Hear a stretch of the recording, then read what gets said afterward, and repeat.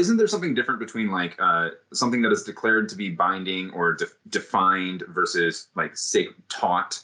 Like teaching, definitions, and declarations, like those are all kind of, I feel like you've talked before about like, oh, well, this is, maybe a non-dogmatic definitive teaching, or I guess that would be the doctrine you just mentioned with 21.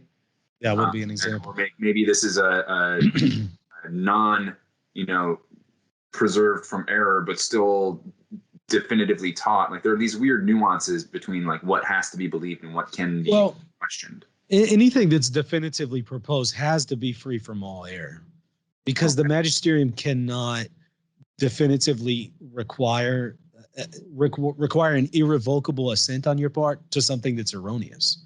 Yeah. That would just destroy the credibility of the church. So if it's definitively proposed, it's free from error. But your question effectively, if I understand it correctly, is, are there what's called defining acts and non-defining acts of the magisterium?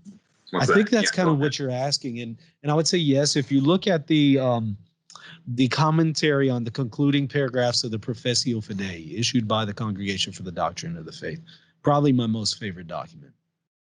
It speaks about the magisterium teaching with a defining act and a non-defining act. And what that means is, defining act is, I'm going to teach something in a solemn way, like something ex cathedra. Or if we're talking about an ecumenical council, a canon with an anathema, or a profession of faith, or something like this sacred council teaches, and it's clear that this is an irrevocable teaching. Those would be defining acts of the magisterium. They're solemn teachings. But then there's also non-defining acts of the magisterium. They're not solemnly taught anywhere. Like you can't point to a canon or a profession of faith or an ex cathedra teaching. But what you can do is point to the constant teaching throughout the ages of the bishops in communion with the Pope who have asserted this as something definitive. And this is the ordinary versus the extraordinary.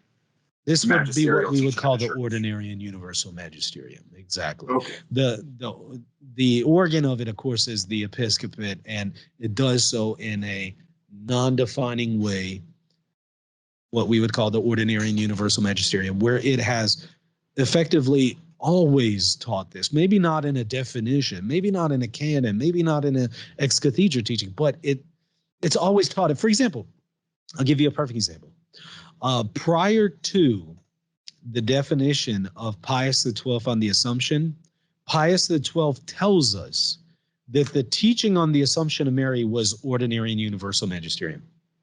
So in other words, prior to that ex cathedra teaching, if you want to know what was taught definitively with a non-defining act, the Assumption of Mary, the bishops maintained that universally.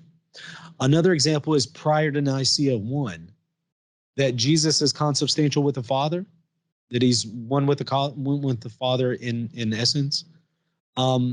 Prior to that being taught at Nicaea, that was taught by the ordinary and universal magisterium as something definitive. Like you couldn't call that into question even before Nicaea I, because it's taught in a non-defining act by the ordinary and universal magisterium. Whereas after Nicaea I, it's taught with a defining act.